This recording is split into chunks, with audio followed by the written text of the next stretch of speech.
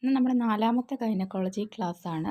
അപ്പോൾ ഇന്നത്തെ ക്ലാസ്സിൽ നമ്മൾ നോക്കാൻ പോകുന്നത് കുറച്ച് സെക്ഷുവലി ട്രാൻസ്മിറ്റഡ് ഡിസീസസ്, പിന്നെ ഇൻഫെർട്ടിലിറ്റി, പിന്നെ osteoporosis and our last topic for today is menopause. Okay, അപ്പോൾ ഇത്രയും കാര്യങ്ങളും കൂടി നമ്മൾ 4 ടോപ്പിക്സാണ് നോക്കാനായിട്ട് പോകുന്നത്.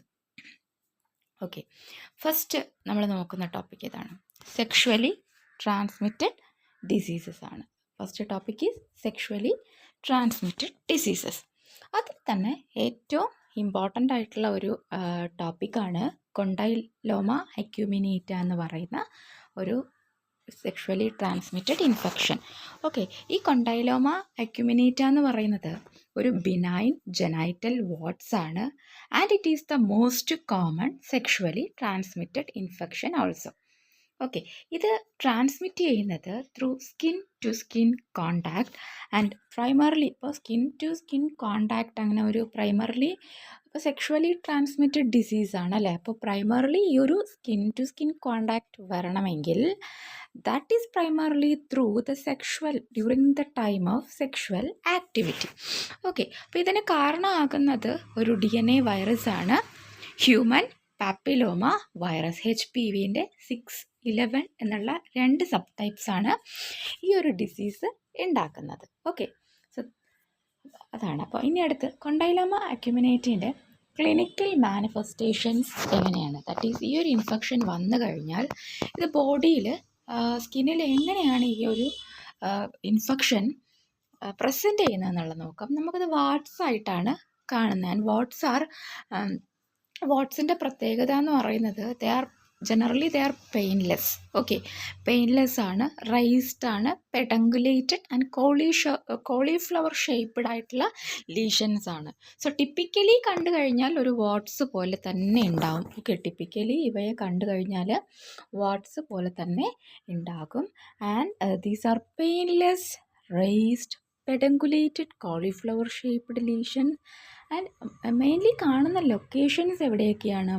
Mainly they are seen in external genitalia, perineum, anus, cervix, mouth, and inside vagina and urethra also they may be seen. And what about the size, color, etc. Size and color അതെന്ന് പറയുന്നത്, size എന്ന് പറയുന്നത് അപ്പോൾ അതിൻ്റെ എണ്ണം, അതായത് ഇപ്പം number എന്ന് പറയുന്നത് വേരി നമ്പർ എത്ര വേണമെങ്കിലും വരാം. നമുക്കിപ്പം പർട്ടിക്കുലർലി ഇത്ര മാത്രം, ഇത്രയും വാട്ട്സ് ആയിട്ട് അല്ലെങ്കിൽ ഒരു 10 വാട്ട്സ് ആയിട്ടായിരിക്കും വരുന്നത്, അല്ലെങ്കിൽ ഒരു 10 മുതൽ 15 വാട്ട്സ് ആയിട്ടായിരിക്കും ഇത് പ്രസൻറ്റ് ചെയ്യണത് എന്ന് നമുക്ക് പറയാൻ പറ്റില്ല. They may be vary in number. സൈസിനും ഒരു പർട്ടിക്കുലർ ഒരു ഇത് നമ്മൾ പറയുന്നില്ല. സൈസും എത്ര വേണമെങ്കിലും ആവാം, ചെറുതിൽ നിന്ന് വലുത് വരെ ആകാം. ആൻഡ് കളർ വന്നിട്ടൊരു ഫ്ലഷ് കളേർഡാണ്, പിങ്കിഷ് വൈറ്റ് കളേർഡാണ്, or may be greyish white coloured ആയിരിക്കും എന്നുള്ളത് ഓർക്കുക. അപ്പോൾ ഈ ഒരു ഡിസീസ് നമ്മൾ ഡയഗ്നോസ് ചെയ്യുന്ന സമയത്ത് സം അതർ ഒരു ഡിസീസിൽ നിന്ന് ഇതിനെ എക്സ്ക്ലൂഡ് ചെയ്തിരിക്കണം. അതാരാണ്? Condyloma lata of secondary syphilis. And okay, ഇനി നമുക്ക് എങ്ങനെയൊക്കെ കൊണ്ടൈലോമ അക്യൂമിനേറ്റ ഡയഗ്നോസ് ചെയ്യാൻ പറ്റും? Okay, by visualisation, by colposcopic examination and by cytological. സെൽസിൻ്റെ ബയോപ്സി എടുത്തിട്ട് അങ്ങനെ നോക്കിക്കഴിഞ്ഞാൽ നമുക്ക് അറിയാൻ പറ്റും ഇത് കൊണ്ടൈലോമയാണോ കൊണ്ടൈലോമ അക്യൂമിനേറ്റ് ആണെന്ന് അറിയാൻ പറ്റും. എങ്ങനെയാണ്? ബയോപ്സി എടുത്ത് നോക്കിക്കഴിയുമ്പോൾ കൊയിലോസൈറ്റോസിസ് പ്രസൻ്റ് ആയിരിക്കും അല്ലേ. കൊണ്ടൈലോമയിൽ കൊയിലോസൈറ്റോസിസ് ബയോപ്സി സ്പെസിമെനിൽ ഡയഗ്നോസ് ചെയ്ത് കഴിയുമ്പം there will present koilocytosis. Okay, next എന്ന് പറയുന്നത് നമുക്കറിയാം ജെനൈറ്റൽ വാട്ട്സ്, അതായത് ഈ കൊണ്ടൈലോമ എന്ന് പറയുന്നത് നമുക്ക് ക്യൂർ ചെയ്യാൻ പറ്റുന്ന ഒന്നാണോ എന്നുള്ളതാണ്. അതായത് ഈ വൈറസ് എന്ന് പറയുമ്പോഴത്തേക്കും നമുക്ക് ജെനൈറ്റൽ ട്രാക്റ്റിൽ ഒരു തവണ വന്നു കഴിഞ്ഞാൽ ഇത് നമുക്ക് പൂർണ്ണമായിട്ടും ഒരിക്കലും നശിപ്പിക്കണം. നമുക്ക് ആ ഒരു സിംറ്റംസ് ഉണ്ടാകുന്നതിനെ മാനേജ് ചെയ്ത് പോകാം എന്നുള്ളതേ ഉള്ളൂ. അതിനെ ഒരിക്കലും നമുക്ക് കംപ്ലീറ്റ്ലി ഇറാഡിക്കേറ്റ് ചെയ്യാനായിട്ട് പറ്റില്ല. So once they will present in the genital tract, they will exist there. Okay, അവരവിടെ തന്നെ ഉണ്ടാകും. അത് പിന്നെ സ്യൂട്ടബിൾ ആയിട്ടുള്ള ടൈംസിൽ പിന്നെയും ഈ ഒരു ഇൻഫെക്ഷൻ ഉണ്ടാക്കുകയാണ്. അപ്പം റിക്കറൻ്റ് ആയിട്ട് വാട്ട്സ് ഇങ്ങനെ വരാനുള്ള സാധ്യതയുണ്ട് എന്നുള്ളതാണ്. ഓക്കെ. അപ്പോൾ ജെനൈറ്റൽ പാർട്സ് ഉള്ള ഒരു സെക്ഷുവൽ പാർട്ട്ണർ നമ്മൾ ട്രീറ്റ് ചെയ്യണം അല്ലേ. അപ്പം പാർട്ട്നേഴ്സിന് അങ്ങനെ ഉണ്ടെന്നുണ്ടെങ്കിൽ കൊണ്ടൈലോമ ഉണ്ടെന്നുണ്ടെങ്കിൽ തീർച്ചയായിട്ടും അവരത് എക്സാമിൻ ചെയ്ത് ട്രീറ്റ് ചെയ്തിരിക്കണം എന്നുള്ളതാണ്. ഇനി ബഷ്കെ ലെവൻസ്റ്റൈൻ ട്യൂമേഴ്സ് എന്താണ് ബഷ്കെ ലെവൻസ്റ്റൈൻ ട്യൂമേഴ്സ് എന്ന് പറയുന്നത്? ബഷ്കെ ലെവൻസ്റ്റൈൻ ട്യൂമേഴ്സ് എന്ന് പറയുന്നത് ദേ ആർ ജൈൻറ്റ് കൊണ്ടൈലോമാസ് ആണ്. ഓക്കെ. ഈ ഇമ്മ്യൂണോ കോംപ്രമൈസ്ഡ് പേഷ്യൻസിൽ കാണുന്ന ഒരു തരം ജൈൻറ്റ് കൊണ്ടൈലോമയാണ് എന്തെന്ന് പറയുന്നത് ഈ ബഷ്കെ ലെവൻസ്റ്റൈൻ ട്യൂമേഴ്സ് എന്ന് പറയുന്നത്. അപ്പോൾ ഞാൻ നേരത്തെ ഓൾറെഡി പറഞ്ഞു, ഈ ഒരു കൊണ്ടൈലോമ അക്യൂമിനേറ്റ എന്ന് പറയുന്ന ഇൻഫെക്ഷൻ അതിനിങ്ങനെ ഒരു പ്രത്യേകിച്ചൊരു സൈസോ ഷേപ്പോ ഒന്നും അല്ല, നമ്മൾ പ്രത്യേകിച്ചൊരു സൈസോ ഒരു എന്താ പറയുക ഒരു നമ്പറോ ഒന്നും പറയുന്നില്ല. അത് ഞാൻ പറഞ്ഞില്ലേ, ചെറുതിൽ നിന്ന് വലുത് വരെ എത്ര വേണമെങ്കിലും വരാം. അത്തരത്തിലുള്ള ജൈൻറ്റ് കണ്ടൈലോമാസ് ഇപ്പോൾ immunocompromised patients, for example immunity കുറഞ്ഞവരെന്ന് പറയുമ്പോൾ എയ്ഡ്സ് പേഷ്യൻസ് പോലുള്ള പേഷ്യൻസിൽ ഒക്കെ നമുക്ക് കാണാൻ പറ്റുന്നത് ജൈൻ കൊണ്ടൈലോമാസിനെ പറയുന്ന പേരാണ് ബഷ്കെ ലെവൻസ്റ്റൈൻ ട്യൂമേഴ്സ് എന്നുള്ളത് ഓർത്ത് വെക്കുക. They are also caused by HPV virus. Okay. ഇനി HPV എന്ന് പറയുന്ന ഈ ഒരു ഇൻഫെക്ഷൻ, ഈ ഒരു വൈറസ്, അത് ഈ ഒരു ഇൻഫെക്ഷൻ അല്ലാതെ വേറെ എന്തൊക്കെ കണ്ടീഷൻസ് എന്തൊക്കെ ഉണ്ടാക്കും? Pre invasive and invasive cervical cancer ഉണ്ടാക്കുന്നുണ്ട്. അപ്പം കുറേ ഓപ്ഷൻസ് തന്നേക്കാണ്. Which of the following infection was not caused by, അല്ലെങ്കിൽ HPV virus cause all the infection except എന്നൊക്കെ നമുക്ക് ക്വസ്റ്റ്യൻസ് ചോദിക്കാം. അപ്പോൾ ഈ പറഞ്ഞ പോലെ കൊണ്ടൈലോമ അക്യൂമിനേറ്റ HPV വൈറസ് ഉണ്ടാക്കുന്നതാണ്, സെർവൈക്കൽ ക്യാൻസർ ഉണ്ടാക്കുന്നുണ്ട്. അപ്പോൾ അങ്ങനെയുള്ള HPV വൈറസ് ഉണ്ടാക്കുന്ന കുറച്ച് ഇൻഫെക്ഷൻസ് ഉണ്ട്, അത് നമ്മൾ മനസ്സിലാക്കി വെച്ചിരിക്കണം. Okay. Then next infection is molluscum contagiosum. Molluscum contagiosum was our second infection. It was a benign, usually asymptomatic infection of the vulva caused by the pox virus. Okay, pox virus is also a DNA virus. Okay. അതായത് നമ്മൾ DNA viruses എടുക്കുമ്പോൾ അതിൽ ഏറ്റവും largest ആയിട്ടുള്ള വൈറസാണ് pox virus. Okay. And ആ ഒരു pox virus ഉണ്ടാക്കുന്ന വളരെ ബിനൈൻ ആയിട്ടുള്ള ഒരു അസിംപ്റ്റമാറ്റിക് ഇൻഫെക്ഷനാണ് molluscum contagiosum. And how was molluscum contagiosum transmitted? എങ്ങനെയാണ്? Through sexual contact, skin to skin contact, through fomites. Okay.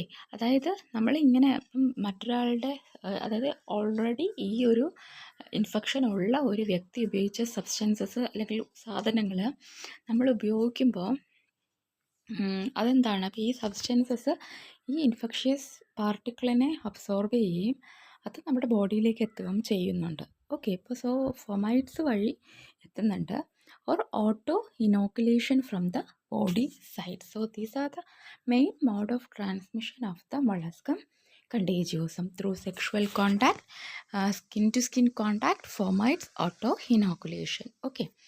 Next is അതിൻ്റെ ഈ മൊളസ്കത്തിൻ്റെ ഒരു ടിപ്പിക്കൽ ക്ലിനിക്കൽ പ്രസൻറ്റേഷൻ എങ്ങനെയാണ്? മൊളസ്കം നമുക്ക് സിംഗിളായിട്ടോ അല്ലെങ്കിൽ മൾട്ടിപ്പിൾ ആയിട്ടോ വരാം. അതിന് വളരെ സ്മാളാണ്. പക്ഷെ നമുക്ക് കൊണ്ടൈലോമ പറഞ്ഞപ്പോൾ നമ്മൾ പറഞ്ഞു vary in number and size എന്നാണ് പറഞ്ഞത്. പക്ഷെ മൊളസ്കം സിംഗിൾ ഓർ മൾട്ടിപ്പിൾ ആണ്.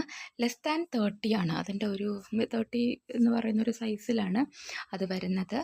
And it is very small, white, pink or flesh coloured ആണ്, ഡോം ഷേപ്പ്ഡ് ആണ്. കൊണ്ടൈലോമ എങ്ങനെയായിരുന്നു? കോളിഫ്ലവർ ഷേപ്പ്ഡ് ആണ്, പെഡങ്കുലേറ്റഡ് ഒക്കെ ആയിരുന്നു. ഓക്കെ.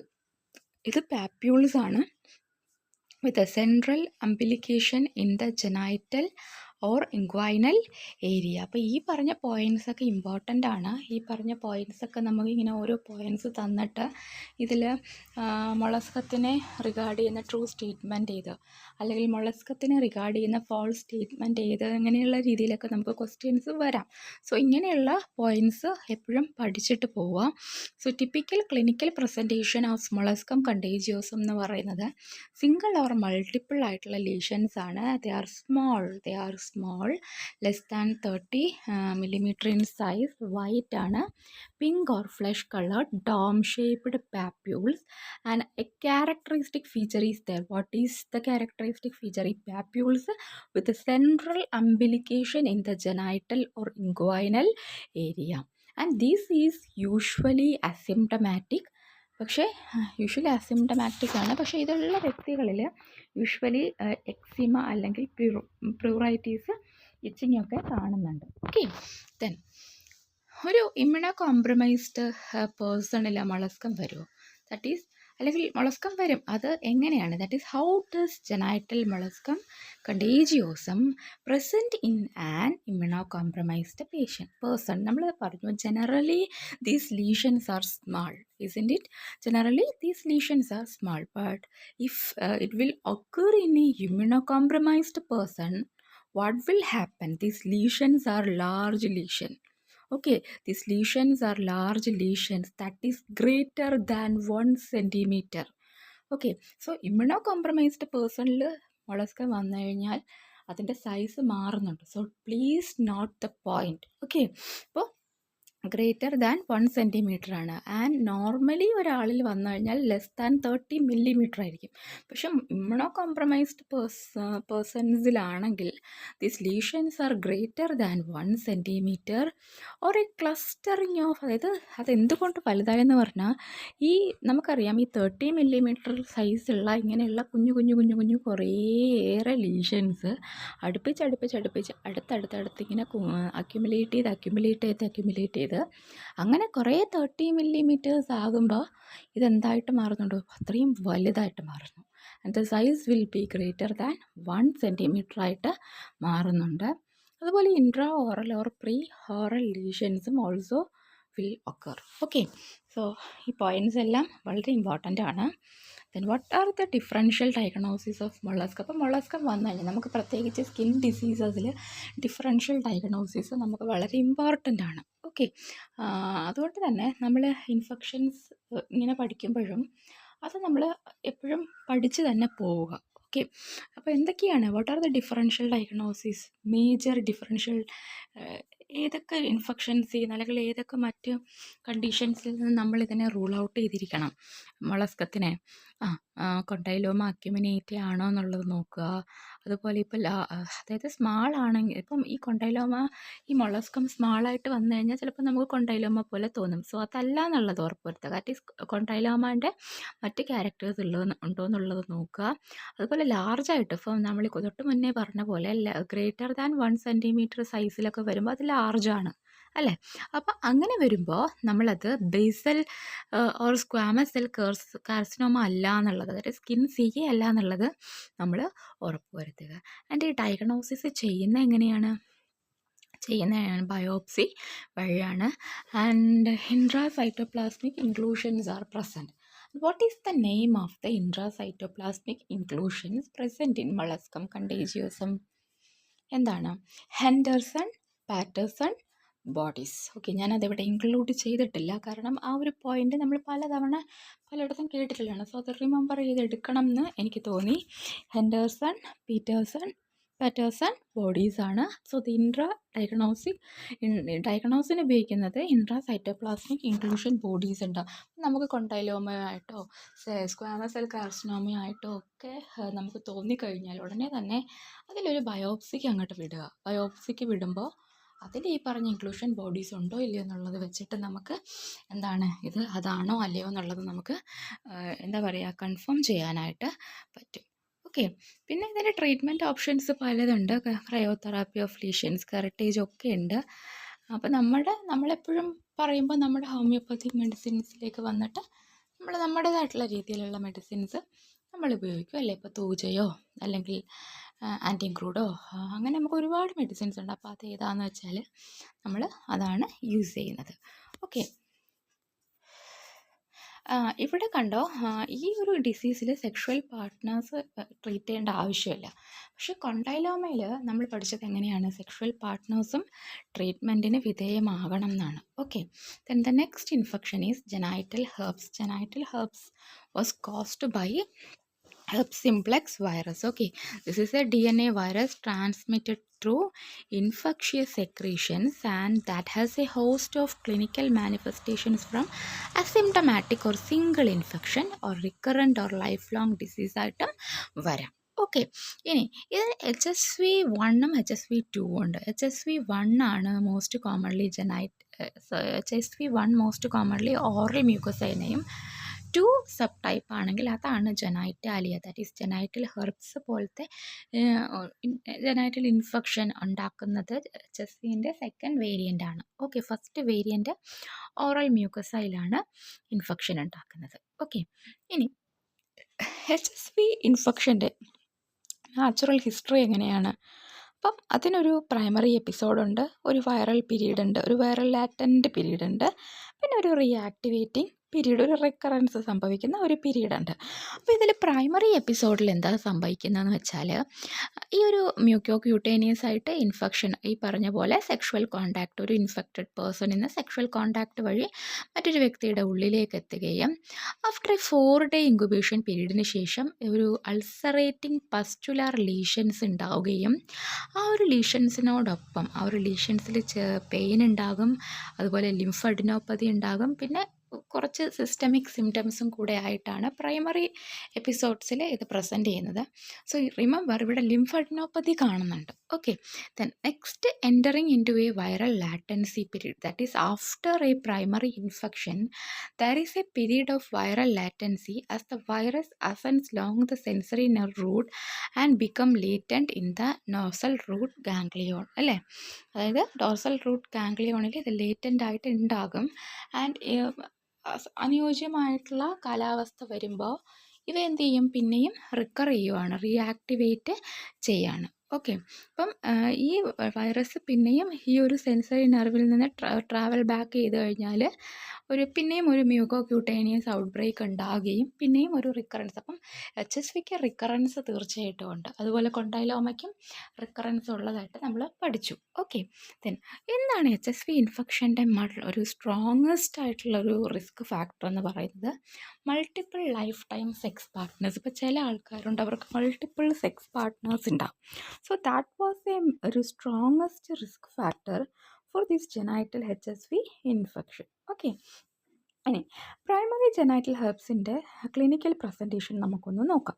പ്രൈമറി ജെനൈറ്റൽ ഹെർബ്സിൻ്റെ ക്ലിനിക്കൽ പ്രസൻറ്റേഷൻ എന്ന് പറയുമ്പോൾ ഫസ്റ്റ് ഒരു പ്രൊഡ്രോം, ഫസ്റ്റ് ഒരു സ്റ്റേജ് ഇൻഫെക്ഷൻ തുടങ്ങിക്കഴിഞ്ഞാൽ ഒരു 2 തൊട്ട് ഒരു 24 hours 2 to 24 hours വരുമ്പോൾ അവിടെ ആ ഒരു ഇൻഫെക്ഷൻ വന്ന ഏരിയയിൽ ഒരു ലോക്കലൈസ്ഡ് അല്ലെങ്കിൽ ഒരു റീജിയണൽ ബേണിങ്ങും ഒരു പെയിനും ഉണ്ടാകും, അതിന് പുകച്ചിലും ഒരു ചെറിയ വേദനയും 2 മുതൽ 24 മണിക്കൂറുകൾക്കുള്ളിൽ ഉണ്ടാകും.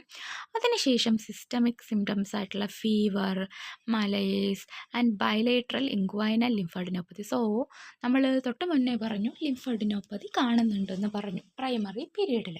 So that is the prodromal period. നമുക്ക് സിസ്റ്റമിക് സിംറ്റംസ് വരുന്നതായിട്ട് ഞാൻ പറഞ്ഞു. അപ്പോൾ ആ സിസ്റ്റമിക് സിംറ്റംസ് ഏതൊക്കെയാണ്? ഫീവർ ഉണ്ടാവുന്നുണ്ട്, മലേസ് ഉണ്ടാവുന്നുണ്ട്, bilateral inguinal lymphadenopathy. So lymphadenopathy ഞാൻ നോട്ട് ചെയ്യാൻ നേരത്തെ പറഞ്ഞിരുന്നു. ആ ലിംഫഡിനോപ്പതി ഏത് ഏത് ലിംഫ് നോട്ട്സിനാണ് അഫക്റ്റ് ചെയ്യുന്നത്?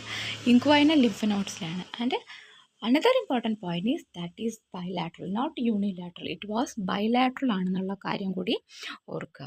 Then grouped vesicles, uniform in size, mixed with multiple shallow, severely tender ulcers around the vulva, perineum and the perianal area are the pathognomic of HSV primary genital herpes. Okay, HSV2ൻ്റെ infection വന്നു കഴിയുമ്പോൾ അതിൻ്റെ lesions എങ്ങനെയാണ്? ഗ്രൂപ്പഡ് ആയിട്ടുള്ള vesicles ആണ്. That is നമ്മൾ തൊട്ട് മുന്നേ പഠിച്ചത് മൊളസ്കത്തിലെ പാപ്യൂൾസ് ആയിരുന്നു. ഇവിടെ വന്നിട്ട് വെസിക്കിൾസ് ആണ്. And they are grouped vesicles. എല്ലാം ഓരോ വെസിക്കിളും യൂണിഫോം ഇൻ സൈസാണ്. ആൻഡ് ദേ ഹാവ് അവർ മിക്സഡ് ആണ്. എങ്ങനെയാണ് mixed with multiple shallow severe tender അൾസേഴ്സുമായിട്ട് ഈ വെസിക്കിൾസ് മിക്സഡ് ആയിട്ടാണ് ഇരിക്കുന്നത്. ആൻഡ് എവിടെയാണ് ലൊക്കേഷൻ? വൾവയിലും പെരിണിയത്തിലും പെരിയാനൽ ഏരിയയിലുമാണ് എന്നുള്ള കാര്യം ഓർക്കുക. അപ്പോൾ ഇതാണ് അതിൻ്റെ ഒരു പത്തണോമിക് ആയിട്ടുള്ള ഒരു ഇമ്പോർട്ടൻ്റ് ആയിട്ടുള്ള ഒരു ഡയഗ്നോസ്റ്റിക് ഫീച്ചർ എന്ന് പറയുന്നത്. അതുപോലെ തന്നെ സെർവിക്കൽ ലീഷൻസും കോമൺ ആണ്. Can cos intermittent bleeding and vaginal discharge. Okay, പിന്നെ ഡിസ്യൂറിയ, യൂറിനറി റിട്ടൻഷൻ സിൻഡ്രോം, ഇതെല്ലാം ഉണ്ടാകുന്നുണ്ട്. It's because of contact with urethral and vulvar ulcers. Okay, the next is എല്ലാം. ഇപ്പം നമ്മൾ പറഞ്ഞു HSV ഇൻഫെക്ഷന് പ്രൈമറി ഔട്ട് ബ്രേക്സ് ഉണ്ടെന്ന് പറഞ്ഞു. അതിൻ്റെ കാര്യങ്ങളാണ് നമ്മൾ തൊട്ട് മുന്നേ പഠിച്ചത്. അപ്പോൾ എല്ലാ തവണയും ഇത് വരുമ്പോൾ പ്രൈമറി ഔട്ട് ബ്രേക്സ് ആയിട്ട് വരുന്നുണ്ടോ? എങ്ങനെ വരുന്നുണ്ടോ? അല്ല. 70-80% ഇൻഫെക്റ്റഡ് പേഴ്സൺസിന് മാത്രം എന്താണ് unrecognised symptoms or completely asymptomatic infections ആയിട്ട് വരുന്നുണ്ട്. അതുകൊണ്ട് തന്നെ ഇതിന് ട്രാൻസ്മിറ്റ് ചെയ്താൽ പോലും നമ്മൾ തിരിച്ച് അറിയുന്നില്ല. ദാറ്റ് ഈസ് സിംറ്റമാറ്റിക് ആണോ എന്നാണ്. അപ്പോൾ നമ്മൾ പ്രൈമറി ഔട്ട് ബ്രേക്കിൻ്റെ കുറേ സിംറ്റംസ് പഠിച്ചു.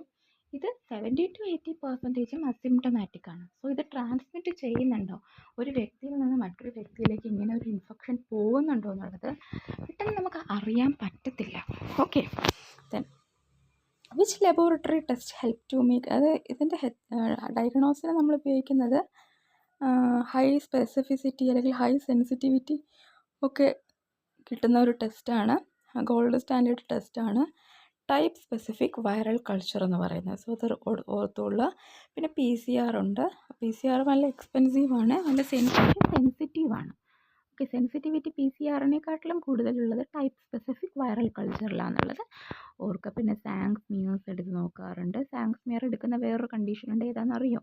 വാരിസെല്ല സോസ്റ്ററിൻ്റെ ഇൻഫെക്ഷൻ, ദാറ്റ് ഈസ് നമ്മുടെ ചിക്കൻ ബോക്സ് അല്ലേ. പിന്നെ ഡയറക്റ്റ് ഫ്ലൂറസെൻസ് ആൻറ്റിബോഡി ടെസ്റ്റ്, പിന്നെ ടൈപ്പ് സ്പെസിഫിക് സെറോളജിക് ടെസ്റ്റിംഗ്. അതൊക്കെയാണ് നമ്മളിതിന് ഉപയോഗിക്കുന്ന ഡയഗ്നോസ്റ്റിക് മെത്തേഡ്സ് എന്ന് പറയുന്നത്. ഇനി അതിൻ്റെ റിക്കറൻസും ഉണ്ട്. ഇതിൻ്റെ റിക്കറൻസിന് കാരണമാകുന്ന ഫാക്ടേഴ്സ് എന്തൊക്കെയാണ്? ഇമ്മ്യൂണോ ഡെഫിഷ്യൻസി, ഇത് ഇമ്പോർട്ടൻ്റ് ആണ്. ഇത് നമുക്ക് വേണമെങ്കിൽ എക്സാമിന് ചോദിക്കാം. Immuno deficiency, trauma, fever, nerve damage, concurrent infection, sexual intercourse, ഇതെല്ലാം തന്നെ നമുക്ക് ഈ ഒരു HSV ഇൻഫെക്ഷൻ റിക്കർ ചെയ്യുന്നതിനുള്ള ചില പ്രസിപ്പിറ്റേറ്റിംഗ് ഫാക്ടേഴ്സ് ആണെന്നുള്ളത് ഓർത്തുള്ള. അപ്പം നമ്മൾ ഇത് പറഞ്ഞല്ലോ, നമ്മൾ ഇങ്ങനെ നോക്കുമ്പോൾ നമ്മളിത് പല ഡിസീസസും അല്ലെങ്കിൽ പല ഇൻഫെക്ഷൻസിൽ നിന്ന് നമ്മളിത് റൂൾ ഔട്ട് ചെയ്തിരിക്കണം. So these HSV infection must be must be excluded from the syphilis and HIV. ഇത് രണ്ടുമാണെന്നുള്ളത് നോക്കുക. അപ്പോൾ അതിനുള്ള ടെസ്റ്റുകളൊക്കെ ചെയ്ത് നോക്കുക. അപ്പോൾ സിഫിലിസിന് നമുക്ക് കുറേ ടെസ്റ്റുകളുണ്ട് അല്ലേ, അപ്പോൾ അതൊക്കെ ചെയ്ത് നോക്കുക. അതുപോലെ HIV-ക്കുള്ള ടെസ്റ്റുകളും ചെയ്ത് നോക്കുക. അപ്പോൾ അതിലൊക്കെ നെഗറ്റീവ് വന്നു കഴിഞ്ഞിട്ട് ഇതിൻ്റെ ടെസ്റ്റുകളും ചെയ്യുമ്പോൾ ഇതിൽ പോസിറ്റീവ് വന്നാൽ മാത്രമേ നമുക്കിത് ഹെർപ്സ് വൈറസിൻ്റെ ഇൻഫെക്ഷൻ ആണെന്ന് പറയാൻ പറ്റുള്ളൂ. സോ ഇത്രയും കാര്യങ്ങളൊന്ന് മനസ്സിലാക്കിക്കൊള്ളാം. ഓക്കെ, അപ്പോൾ ഇത്രയാണ് നമുക്ക് മേജറായിട്ടുള്ള, അതായത് ഇനിയും കുറച്ച് സെക്ഷലി ട്രാൻസ്മിറ്റഡ് ഇൻഫെക്ഷൻസ് ഉണ്ട്. പക്ഷേ ഏറ്റവും ഇമ്പോർട്ടൻ്റ് ആയിട്ടുള്ള കുറച്ച് കാര്യങ്ങൾ മാത്രമാണ് ഞാനിവിടെ പറഞ്ഞത്. ബാക്കിയുള്ള കാര്യങ്ങളും കൂടി ഒന്ന് നോക്കിക്കോളുക. ഓക്കെ, അപ്പോൾ എക്സാം പോയിൻ്റ് ഓഫ് വ്യൂവിൽ കുറച്ച് ഇമ്പോർട്ടൻ്റ് ആയിട്ടുള്ള കാര്യങ്ങളാണ് ഞാനിവിടെ പറഞ്ഞത്. Okay, then the next topic is infertility. This was also another important topic. നമ്മുടെ ഒരു പ്രാക്ടിക്കൽ ലൈഫിലായാലും എക്സാമിനെക്കാട്ടിലും അധികം ഇത് നമുക്ക് വരുന്നത് പ്രാക്ടിക്കൽ സൈഡിലാണ്. അതുകൊണ്ട് തന്നെ ഇത് അറിഞ്ഞിരിക്കണം എന്ന് പറഞ്ഞ് പരീക്ഷയ്ക്ക് പഠിക്കേണ്ട എന്നല്ല ഞാൻ പറഞ്ഞത്, പരീക്ഷയ്ക്കും ഇമ്പോർട്ടൻ്റ് ആണ്. ഓക്കെ, സോ എങ്ങനെയാണ് ഒരാൾ ഇൻഫെർട്ടൈലാണ് എന്ന് നമ്മൾ പറയാൻ പറ്റുന്ന, അല്ലെങ്കിൽ ഇൻഫെർട്ടിലിറ്റിക്കുള്ള ഒരു ബെറ്റർ ഒരു ഡിഫിനിഷൻ എന്താണ്? It is defined as the inability to conceive after 12 months of frequent intercourse without use of contraception or അതായത് ഒരു അൺപ്രൊട്ടക്റ്റഡ് ആയിട്ടുള്ള സെക്ഷുവൽ ഇൻ്റർകോഴ്സിന് ശേഷം, അതും റെഗുലർ ആയിട്ടുള്ളൊരു സെക്ഷുവൽ ഇൻ്റർകോഴ്സിന് ശേഷം ഒരാൾ 1 year റെഗുലർ ഇൻ്റർകോഴ്സ് നടത്തിയിട്ട് പോലും അയാൾ കൺസീവ് ആകുന്നില്ലെങ്കിൽ, that was known as then we have to say that the particular women അല്ലെങ്കിൽ പർട്ടിക്കുലർ മാൻ എന്ന് പറയുന്നത് ഇൻഫെർട്ടൈലാണെന്ന് നമുക്ക് പറയാൻ പറ്റും. എന്താണ് fecundability? It is the probability of achieving pregnancy in 1 menstrual cycle. Okay. Then what is the prevalence of infertility? Infertility എന്ന് പറയുന്നത് ഇപ്പോൾ 13% പ്രിവലൻസ് അതിനുണ്ടെന്നാണ് പറയുന്നത്. പ്രൈമറി സെക്കൻഡറി ഇൻഫെർട്ടിലിറ്റി ഉണ്ട്. പ്രൈമറി ഇൻഫെർട്ടിലിറ്റിയും സെക്കൻഡറി ഇൻഫെർട്ടിലിറ്റിയുടെയും പ്രധാനപ്പെട്ട ചില വ്യത്യാസങ്ങളെന്ന് പറയുമ്പോൾ primary infertility pertains on to those who have never conceived, ഒരിക്കലും കൺസീവ് ചെയ്യപ്പെടത്തില്ല.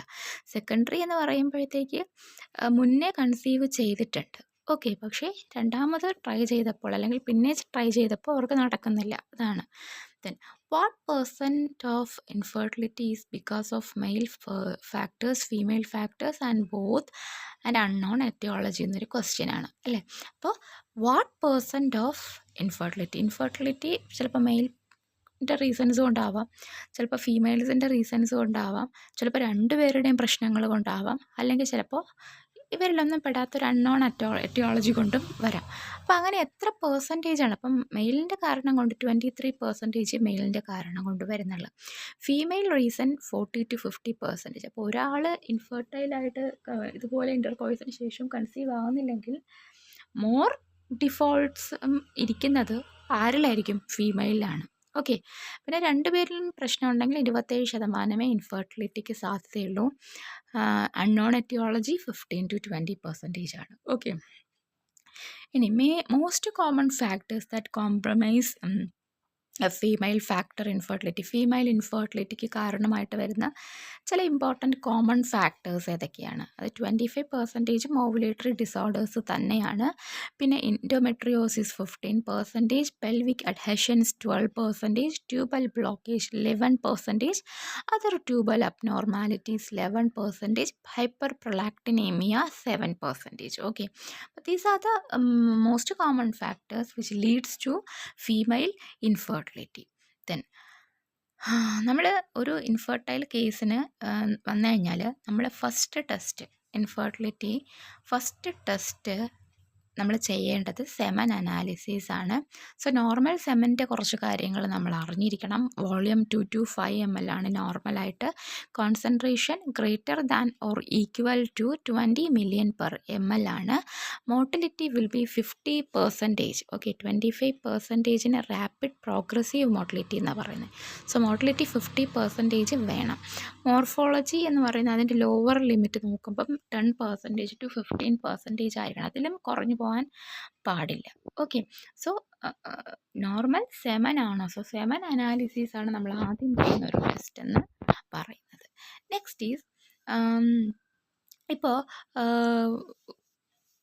Sperm concentration 5 million. അപ്പോൾ സ്പേം കോൺസെൻട്രേഷൻ നോർമൽ എത്രയായിരുന്നു? 20 million-നെക്കാട്ടിലും 20 million അല്ലെങ്കിൽ അതിൽ കൂടുതൽ ഉണ്ടായിരിക്കണം. ഇപ്പം ഒരു പേഷ്യൻറ്റിൻ്റെ സെമൻ അനാലിസിസ് ചെയ്തപ്പോൾ അത് 5 million per 1 milliliter സെമനിൽ നമുക്ക് അത്രയേ ഉള്ളൂ, 5 million ഉള്ളൂ. അപ്പം നമ്മൾ അടുത്ത് ചെയ്യേണ്ടത് FSHും LHും ടെസ്റ്റോസ്റ്റിറോണുമാണ് എന്നുള്ളത് ഓർത്ത് വെക്കുക. സോ സെമൻ അനാലിസിസ് ചെയ്ത് സെമൻ അനാലിസിസിൽ ഈ പറഞ്ഞ പോലെ നോർമൽ ഒരു കോൺസെൻട്രേഷൻ സ്പേം ഇല്ല എന്നുണ്ടെങ്കിൽ, ദാറ്റ് ഈസ് 5 million താഴെ ആയിട്ട്, ദാറ്റ് ഈസ് വളരെ കുറവാണ് അല്ലേ. അപ്പോൾ അങ്ങനെ വരുമ്പോൾ നമ്മൾ അടുത്തതായിട്ട് FSHും LHും ടെസ്റ്റോസ്റ്റിറോണും ചെയ്ത് നോക്കുക. ഇനി സെമൻ അനാലിസിസ് ഒക്കെ നോർമലാണ്, ദാറ്റ് ഈസ് മെയിലിൻ്റെ ഭാഗത്തു നിന്നുള്ള ഒക്കെ ഓർമ്മയാണെങ്കിൽ ഒക്കെ നോർമലാണെങ്കിൽ next go for ovulatory function, ഫീമെയിലിലേക്ക് പോവുക. ആ ഫീമെയിൽ ലേഡിയുടെ ഓവുലേറ്ററി ഫങ്ഷനൊക്കെ അസസ് ചെയ്യുക. ഇനി what percentage of female factor fertility can be attributed to ovulatory dysfunction? അപ്പോൾ നമുക്കറിയാം ഫീമെയിൽ ഫെർട്ടിലിറ്റിയുടെ ഒരു മോസ്റ്റ് കോമൺ ആയിട്ടുള്ളൊരു റീസണാണ് ovulatory dysfunction. So 25% ovulatory dysfunction കൊണ്ടാണ് എന്നുള്ളത് നമ്മൾ ഓർത്ത് വയ്ക്കുക.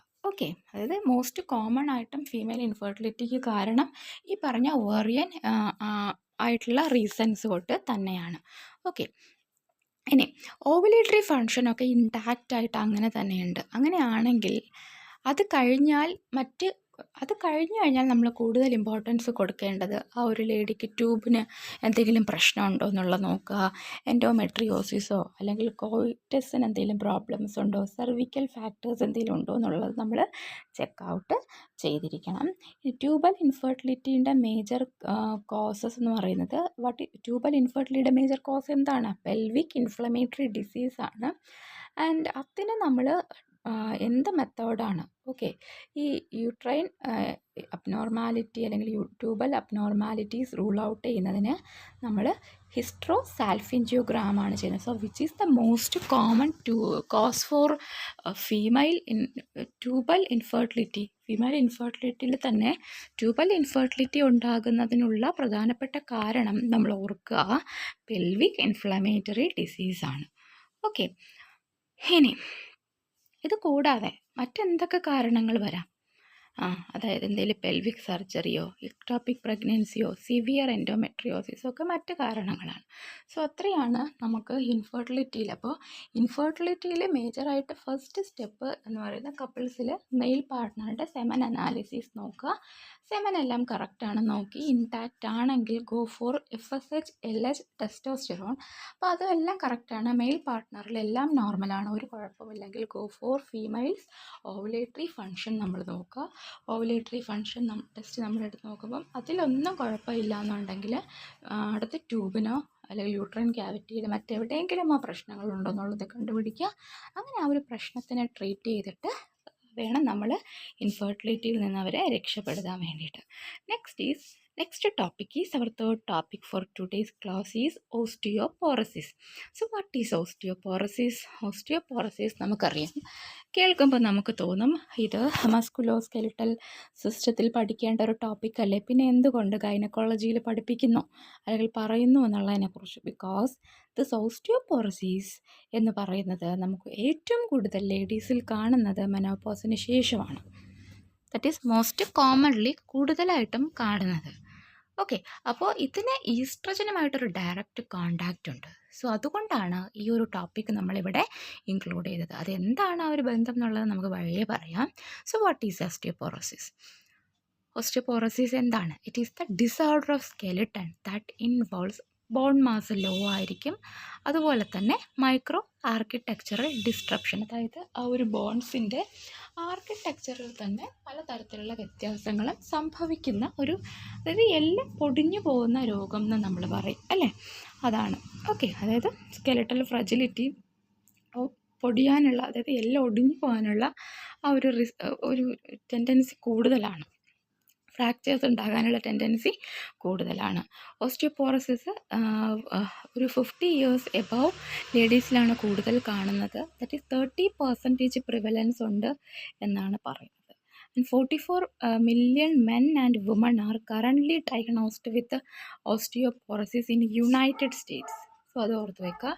Osteoporosis predominantly thin post menopausal വിമൻസിനെയാണ്, that is Caucasian and Asian റേസിലുള്ള വിമൻസിനെ, ദറ്റ് ഈസ് കൂടുതലായിട്ടും ഇത് പോസ്റ്റ് മെനോപാസ് ആയിട്ടാണ് കാണുന്നത്. എന്തുകൊണ്ട് ഓസ്റ്റിയോപോറസിസ് മെൻസിനെക്കാട്ടിലും, ഇനിയാണ് ഞാൻ നേരത്തെ പറഞ്ഞ പോയിൻറ്റ്സിലേക്ക് വരുന്നത്. ഞാൻ ഓൾറെഡി പറഞ്ഞു കഴിഞ്ഞു, കൂടുതലും ഈ പറഞ്ഞ പോലെ ലേഡീസിൽ വരുന്ന ഒരു രോഗമാണെന്ന് പറഞ്ഞു കഴിഞ്ഞു. അപ്പോൾ എന്തുകൊണ്ടാണെന്ന് വെച്ച് കഴിഞ്ഞാൽ because womens have lower peak bone mass and have accelerated bone loss after menopause. Okay, so that is the point. മെനോപാസിന് ശേഷം ഈ വിമൻസിന് അവരുടെ ബോൺ മാസ് കുറയുകയും അവർക്ക് ആ ഒരു ബോൺ ലോസ് കൂടുകയും ചെയ്യുന്നു.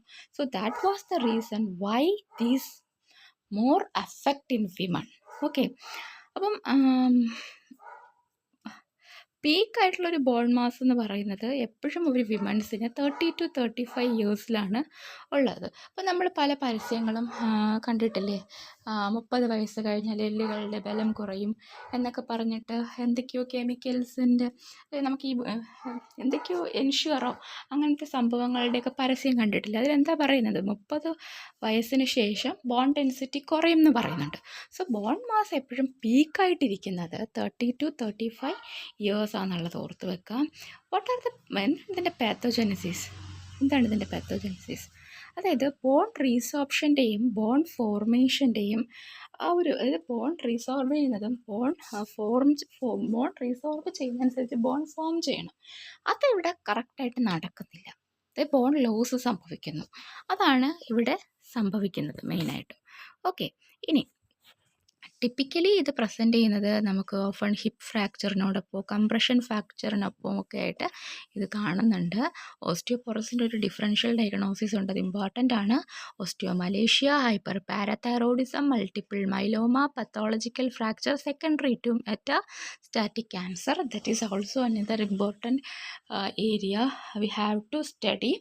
അപ്പം ഇതൊക്കെ ക്വസ്റ്റ്യൻസ് ആയിട്ട് വരാം. Whole or the differential diagnosis of osteoporosis, അല്ലെങ്കിൽ വേറെ ഏതെങ്കിലും രീതിയിലായിരിക്കാം, പക്ഷേ സെയിം സാധനമായിരിക്കും, പക്ഷെ അവർക്ക് ഇഷ്ടമുള്ള വേറെ ഏതെങ്കിലും ഒരു രീതിയിലായിരിക്കും. അപ്പോൾ എക്സെപ്റ്റ് എന്നോ അല്ലെങ്കിൽ which one of the following is എന്താ പറയുക സിമിലിയർ ടു ഓസ്റ്റിയോപോറോസിസ്, അങ്ങനെ എന്ത് വേണമെങ്കിലും ക്വസ്റ്റ്യൻ വരാം. പക്ഷേ നമ്മൾ ഈ കാര്യങ്ങൾ അറിഞ്ഞിരിക്കണം.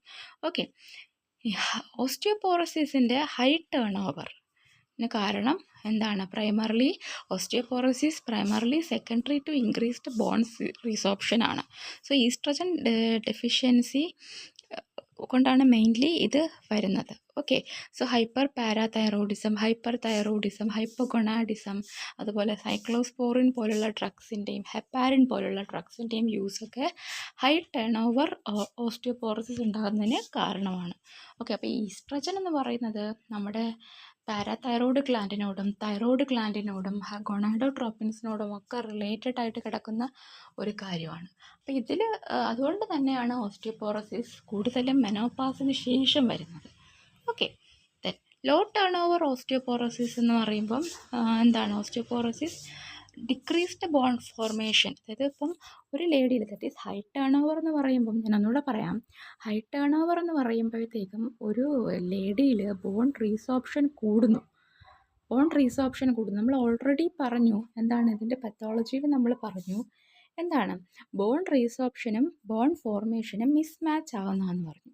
അപ്പോൾ ഹൈ ടേൺ ഓവറിൽ എന്താ പറയുന്നത്? ബോൺ റീസോപ്ഷൻ കൂടുന്നു, എന്നാൽ അതിനനുസരിച്ച് ബോൺ ഫോർമേഷൻ നടക്കുന്നില്ല. ഓക്കെ, അത് കൂടുതലായിട്ടും ഈസ്ട്രജൻ ഡെഫിഷ്യൻസിയാണ് കാരണം. ഇനി ലോ ടേൺ ഓവർ എന്ന് പറയുമ്പോൾ ബോൺ ഫോർമേഷൻ കുറവാണ് ബോൺ എന്നുള്ളതാണ് അല്ലേ? അത് ഈ advance stage liver disease, heparin പോലുള്ള ഡ്രഗ്സിൻ്റെ യൂസ് അതൊക്കെ കാരണമാണ് വരുന്നത്. അപ്പോൾ ഡ്രഗ്സ് ഈ പറഞ്ഞ പോലെ ഓസ്റ്റിയോപോറോസിസ് വരാൻ ഒരു മേജർ റീസണാണ്. ഓക്കെ, അപ്പം ഈ പറഞ്ഞ പോലെ ഇത്തരത്തിൽ ബോൺ ഫോർമേഷൻ കുറയാനും ബോണിൻ്റെ റീസോപ്ഷൻ കൂടാനും കാരണമാകുന്ന ഒരു ഗ്രൂപ്പ് ഓഫ് ഡ്രഗ്സാണ് ഗ്ലൂക്കോകോർട്ടിക്കോയിഡ്സ്. ഇനി ഓസ്റ്റിയോപോറോസിസ് വരുമ്പം നമുക്കറിയാം, നമ്മൾ കോമൺലി കാൽഷ്യം ചെക്ക് ചെയ്യും അല്ലേ? എന്തിനു വേണ്ടിയിട്ടാണ് കാൽഷ്യം ചെക്ക് ചെയ്യുന്നത്? കാൽഷ്യം ചെക്ക് ചെയ്യേണ്ട ആവശ്യം എന്താണ്? അല്ലെങ്കിൽ ഈ കാൽഷ്യവും ഓസ്റ്റിയോപോറോസിസും തമ്മിലുള്ള ബന്ധം എന്താണ്? So that was an important area we have to understand. Calcium എന്ന് പറയുന്നത് എന്താ, ഇപ്പം ബോൺ കാൽഷ്യം കുറവാണെങ്കിൽ അതിൽ നിന്നും നമുക്ക് മനസ്സിലാക്കാം എന്താണ് ബോൺ ലോസ് സംഭവിക്കുന്നുണ്ട് എന്നുള്ളത് നമുക്ക് മനസ്സിലാക്കാൻ വേണ്ടിയിട്ടാണ്. അപ്പം ഒരു ലേഡിയിൽ ബോൺ ലോസ് ആണ്, ദറ്റ് ഈസ് ബോൺ ഫോർമേഷൻ കുറവാണ്, ബോൺ നഷ്ടപ്പെടുന്നുണ്ട്. അപ്പം നമുക്കെന്താണ് അവർക്ക് 100 to 1500 mg ഒരു കാൽഷ്യം സപ്ലിമെൻറ്റ് നമുക്ക് കൊടുക്കാൻ പറ്റും അല്ലേ? അല്ലെങ്കിൽ ഇപ്പോൾ നമ്മുടെ ഹോമിയോപ്പതിയിലാണെങ്കിൽ കാൽക്കേരിയ ഫോഴ്സ് പോലുള്ള സപ്ലിമെൻറ്റ്സ് നമുക്ക് കൊടുക്കാൻ പറ്റും. അപ്പോൾ അതിന് വേണ്ടിയിട്ടാണ്, അപ്പോൾ അതിനാണ് നമ്മളിപ്പോൾ കാൽഷ്യം ഓസ്റ്റിയോപോറോസിസിനായിട്ടുള്ള അതായത് എത്രത്തോളം ബോൺ ലോസ് സംഭവിക്കുന്നുണ്ടെന്ന് അണ്ടർസ്റ്റാൻഡ് ചെയ്യാൻ അത് വളരെയധികം ഹെൽപ്ഫുള്ളാണ്. ഓക്കെ, ഇനി ഓസ്റ്റിയോപോർ ഡയഗ്നോസ് ചെയ്യുന്നത് ഒന്ന് നമുക്ക് ഇപ്പം ചില ആൾക്കാർക്ക് ബോൺസൊക്കെ പെട്ടെന്ന് ഫ്രജൈലായി പോകുമെന്ന് പറയുന്നവരുണ്ട്. സോ അത് ഒരു പ്രസൻസ് ഓഫ് ഫ്രജിലിറ്റി ഉണ്ടോ, അല്ലെങ്കിൽ ബോൺ മിനറൽ ഡെൻസിറ്റി വെച്ചിട്ടും ഡെക്സാ സ്കാൻ, ഇതൊക്കെയാണ് നമ്മൾ ഇതിൻ്റെ ഡയഗ്നോസിസിന് വേണ്ടി യൂസ് ചെയ്യുന്നത്. അപ്പം bone mineral density normally less than 25 standard deviation below the mean വേണം എന്നാണ് പറയുന്നത്. Next topic is perimenopause and menopause. So we all know what is menopause. Menopause എന്ന് പറയുമ്പോൾ മെൻസസ് കഴിഞ്ഞ് ആഫ്റ്റർ 50 years ഓർ ചില ആൾക്കാരിൽ കുറച്ചും കൂടി ഒരു 52 53 ഈവൻ 55 വരെ പോകുന്നുണ്ട്. അപ്പോൾ ആ ഒരു ഏജ് ഗ്രൂപ്പിന് ശേഷം ഒരു വർഷത്തോളമായിട്ട് അമിനോറിയ, ആ ഒരു ഏജിന് ശേഷം ഒരു വർഷം, ഒരു 12 മന്ത്സ് അമിനോറിയ വന്നിട്ട് എന്താ പറയുക, അത് ഫൈനൽ മെൻസസിന് ശേഷം ഒരു വർഷം ആയിട്ടും ആൾ പീരീഡ് ആവുന്നില്ല. അതാണ് നമ്മൾ മെനോപാസ് എന്ന് പറയുന്നത്. സോ എങ്കിൽ നമ്മളത് മെനോപാസ് ആണെന്ന് നമുക്ക് പറയാം. കാരണം അവിടെ എന്താണ്, ovarian activity, that is ovum ഒന്നും ഇല്ല, അല്ല ഉള്ളതെല്ലാം പൊഴിഞ്ഞു പോയി. സോ ഇനി ഇൻകാപ്പബിൾ ആണ്, ഓവർ റിലീസ് അല്ലെങ്കിൽ ഓവുലേഷൻ ഇൻകാപ്പബിലിറ്റി ഉണ്ട്. സോ അതാണ് നമ്മൾ മെനോപാസ് ആയിട്ട് ഡിഫൈൻ ചെയ്തത്. Average age of menopause in UK, United സ്റ്റേറ്റ്സിലൊക്കെ ആണെങ്കിൽ 51.5 years ആണ്. Then what are the factors that can cause earlier age of onset of menopause? ഇപ്പോൾ ചില ആൾക്കാരിൽ വളരെ നേരത്തെ മെനോപാസ് സംഭവിക്കുന്നുണ്ട്. അതിന് കുറച്ച് കാരണങ്ങളുണ്ട്. സ്മോക്കിംഗ്, അവർക്ക് ആ ഒരു സ്മോക്കിംഗ് ഹാബിറ്റ് ഉള്ളത് കൊണ്ടാവാം, അല്ലെങ്കിൽ മേ ബി ഡ്യൂ ടു ഇപ്പോൾ ജനറ്റിക്കായിട്ട് അവരുടെ അമ്മ അല്ലെങ്കിൽ അമ്മുമ്മ അവരൊക്കെ നേരത്തെ മെനോപാസ് ആയിട്ടുള്ളതുകൊണ്ട് അപ്പോൾ ഒരു ജനറ്റിക് ഫാക്ടർ കിടപ്പുണ്ട്. നള്ളി പാരിറ്റി മീൻസ് പ്രഗ്നൻസി ഒന്നും സംഭവിച്ചിട്ടില്ലാത്തവരിൽ എന്താ പറയുക, പ്രഗ്നൻസി സംഭവിക്കാത്തപ്പോൾ നമ്മുടെ ബോഡിക്ക് തന്നെ ഒരു എന്താ പറയുക, ഒരു നമ്മളെ ബോഡിക്ക് തന്നെ ഒരു നമ്മളെ കുറിച്ചിട്ടൊരു ഐഡിയ ഉണ്ട്. അല്ലെങ്കിൽ നമ്മുടെ ബോഡിക്ക് തന്നെ ഇപ്പം നമ്മുടെ ഹൃദയത്തിനാവട്ടെ, നമ്മുടെ ലങ്സിനാവട്ടെ, നമ്മുടെ കിഡ്നീസിനാവട്ടെ, അവർക്ക് അവരെക്കുറിച്ച് തന്നെ ഒരു സ്വയബോധമുണ്ട് അല്ലേ. ആ ബോധം ഉള്ളത് കൊണ്ടാണ് പല പ്രശ്നങ്ങളും വരുമ്പോൾ അവർ ഡൗൺ ആയി പോകുന്നത്. മനസ്സിലായില്ലേ? നമ്മളെ എങ്ങനെയാണോ, അതായത് ഈ പറഞ്ഞ ഡൗണിങ് തന്നെയാണ് നമ്മളിലും അപ്പിയർ ചെയ്യുന്നത്. അപ്പം നോർമലി ഇങ്ങനെ നള്ളി പാരിറ്റി വരുമ്പോൾ ഓവറീസിന് തന്നെ ഒരു ഡിപ്രഷൻ, ഒരു ഡിപ്രസ്ഡ് ആയി പോവുകയാണ് അല്ലേ.